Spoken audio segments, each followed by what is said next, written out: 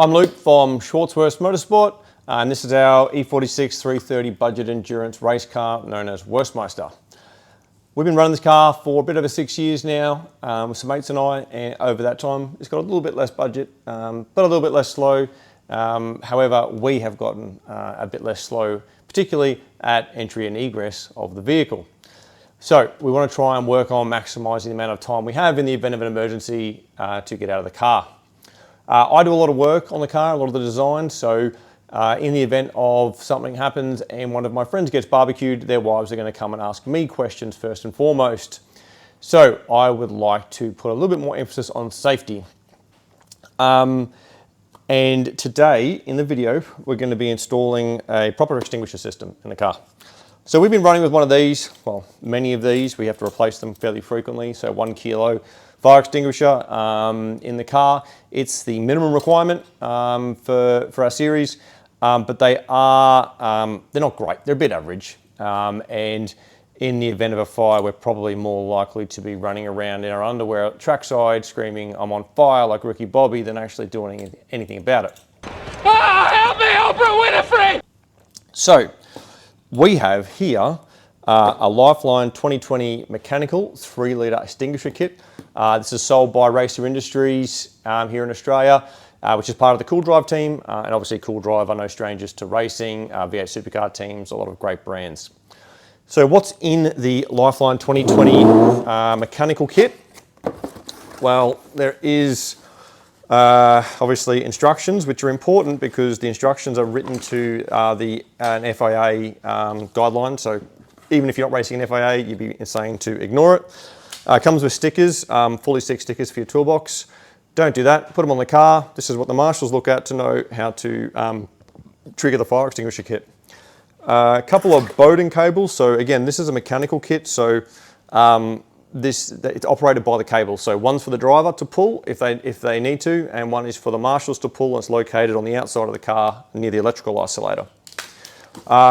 Pretty neat little bracket and some clamps. So there's a couple of clamps to go through here. The bracket's quite nice, pretty simple to mount, 4 bolts, I say that now, and a couple of anti-submarining tabs, so effectively stopping the extinguisher from sliding out in the event of an accident. There is a hard line, so it's actually aluminium hard line with a polyurethane outer. The benefit of that is obviously hard lines are going to work in heat and high stress environments, but the polyurethane outer means you can fit it to push lock fittings. So the kit comes with the nozzles that you need and also push lock fittings, everything you need. And instead of having to worry about flares and things like that, you just push it straight in, just clip straight in, just like a plastic fitting would, but with the benefit of aluminium hardline.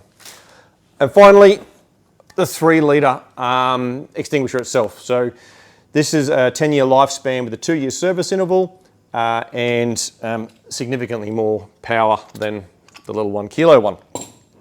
Now, before we get into the installation, I want to talk about the price. So the price in Australia retails for 680 Australian dollars at the moment. Yet that's more expensive than going to Bunnings or Supercheap, buying a little handheld 1 kilo one. However, they do have a 10-year lifespan as long as they're serviced properly. But there's also a pretty good chance they might actually work. This is no FIA GT3 car, but we put enough time and effort into it that we'd like to have our best shot at having an extinguisher system that actually works. However, the point of these kits is not to extinguish the car. They're not there to put the fire out and save the car. They are there to maximize your time to get out of the car to make sure that everybody is safe. Now, that's obviously the #1 priority in racing. Everybody knows that. But I would expect that this will actually do a much better job extinguishing than a 1-litre extinguisher that some dude who's had a head knock and been rolling around in the grass for a few minutes then has to go back in the car and get it out and use it would do. So while the focus is getting the driver out, the other benefit is that you might actually save your car one day. So this is a pretty cool mechanical system. There's no electrical to do, which I'm really looking forward to because while I don't mind electrical, it does take a long time to get it done right. So I've done the door delete and we're going to jump in the car and have a look at what we've got to do to start putting this into our vehicle.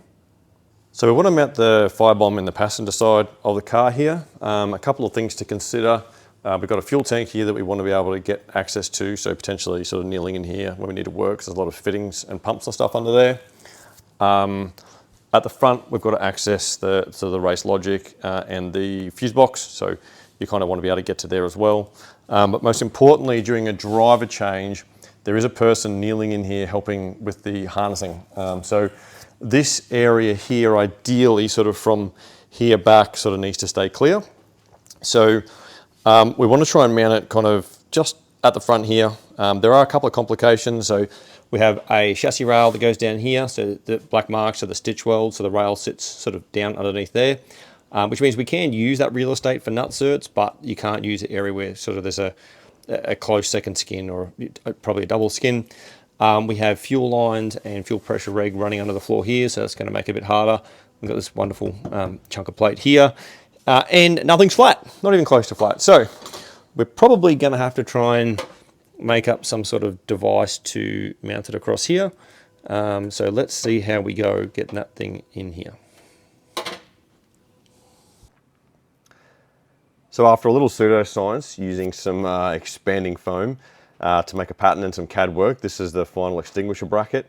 This definitely could have been done with some cardboard aided design, but I'm much more useful with a PC and a CNC plasma cutter than with scissors. So it's 1.5 mil thick mild steel, 4 pieces, bit of MIG weld, and some M6 nuts on the bottom, and then finished in a beautiful paint job of tropical moss paint to match the rest of our floor. So yeah, could have done this in a little bit simpler fashion, but it actually wasn't that hard with the tools that I had, and it's exactly where I want it, which is awesome. So once the extinguisher bracket was fabricated and welded in place, that's pretty much the hard part done. So much so that I didn't take any progress shots of putting the rest of it in. So look, it did take about a day in total, just because there's a lot of, taking your time, thinking about where you want to run the lines, don't want to do things twice. But effectively, all I used was pretty much a drill, step drill angle grinder, nutsert gun, and that's kind of pretty much it, rattle can spray paint. So the brackets are fairly simple. It was all very straightforward installation. So I'll show you where I ended up. All right, let's start with the Bowden cable. So the exterior one here is next to the electrical cutoff. So this was existing. Again, punch a hole in it. It actually would have hit the bodywork inside if I had left it there. So you see it's a bit locally deformed. That's just a bolt with 2 nuts and just kind of get it to be where you need to point. So it runs down here, in through past the engine oil cooler, and then out and down into one of the Bowden cables there. The driver's side one copped a custom bracket. Again, nothing super complicated, bit of angle, mild steel angle, cut, bent, bashed, weight reduction where possible, hose clamps and an E-sticker, so that will be for the driver. So that runs across the back of the windscreen, varying methods of attachment from a P-clip to a bit of tape and some cable ties. But they're really nice and robust. Just one cable tie around here to keep it tight against there. And then, yeah, they'll basically pull like that. So the instructions do say to leave some clearance here. I think it says 10 mil. So that when you get scrutineered, they can pull on this and check that it actually functions and it is going to work. Shortening the Bowden cables, a little bit of a pain in the butt shortening Bowden cables, because cutting the sheath is pretty easy. So you just cut that off. Do make sure you pull the inner cable back far enough. You don't cut through the cable. I'm speaking from experience, but not from this one. And in an ideal world, you would solder up the cable where you want to cut it. I didn't have the tools, skills, brain power, whatever it was to get the solder to work, so I ended up putting a little bit of heat shrink on the end. It's not great, but it'll be fun. Working with the hardline was super easy. So compared to normal hardline, it's actually really easy to bend. And it's very forgiving. So I actually have these 3D printed jigs that I made for doing 8mm hardline, just as a hand mandrel for hand bending. But you can kind of really easily bend it. It doesn't complain at all. It doesn't even come close to kinking. I haven't actually tested how far you can do it without kinking yet, but it doesn't kink anywhere near as easy as regular aluminium hardline. It's actually really fun to work with this. So the plumbing comes out of the extinguisher, runs down to the ground to try and keep or minimise the chance of anything catching it, flying through the air here. Up the side here, again, got some cable ties. Could P-clip and nutsert, but it was just too easy to cable tie. Goes into a T-piece and it goes across to the driver's side, another T-piece, so 2 nozzles for the driver. They point down, so into the driver's kind of footwell area, midriff area. And again, you know, it's pretty light and it's very self-supporting, which is quite nice. So you've only got to support it in a few spots. Through the bulkhead connector there, and then into the engine bay. So it runs out, kind of hard to get a look on there, but it runs out underneath across to this one. T-piece there. There is a cowl piece that goes on top of this. It's just left off at the moment. Round here and into this area here near the brake master cylinders, and 2 here that actually just went through a bulkhead, which was quite nice and pretty straightforward. So we've got 1 nozzle pointing at the fuel rail. We've got 2 over there pointing on the exhaust side across the engine in 2 different directions. I'll just cable tie that out of the way just to make sure it's got clearance. But effectively it'll flood this whole space.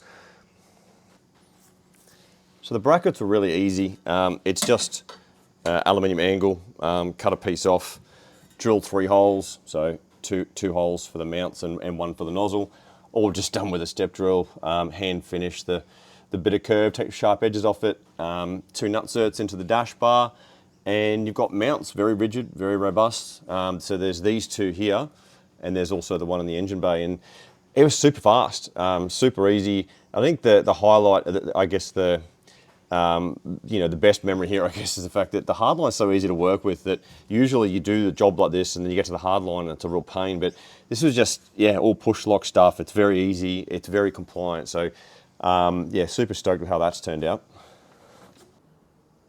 All right, here we are with the instrument cluster back in. So, driver's eye view, you can reach the extinguisher pull. There's 1 nozzle here, sneaks out down there, pointing down. The other one just fits in behind the cluster there. There is clearance, and it points down into this area below the driver's foot area. Now in the engine bay with the windscreen cowl back on, looks very similar. Kind of hides it a little bit more. You can see under here where it comes out of the firewall, and the line comes across into this nozzle, and across under here, a couple of cable tie and P-clips to hold it up. Yeah, so all done. All right, so that's the install done. And as far as race car installs go, it was as easy as it gets because everything's normally custom and everything's difficult. But this did exactly what it said on the box and it was a pleasure to install. Considering the way that we drive in our Frankenstein fuel tank, I am going to sleep much better at night knowing we've got a proper Motorsport extinguisher system in the car. Again, mechanical 2020, no electronics, no wires needed, otherwise I'd still be installing it right now. And you get them from Racer Industries, Gold Coast, Victoria, and online. And they've got amazing brands there. We go shopping there all the time. They've got plenty of other options for your race car, all different things. So we look forward to going and racing in this car in 2 weeks. And hopefully we never, ever have to use this.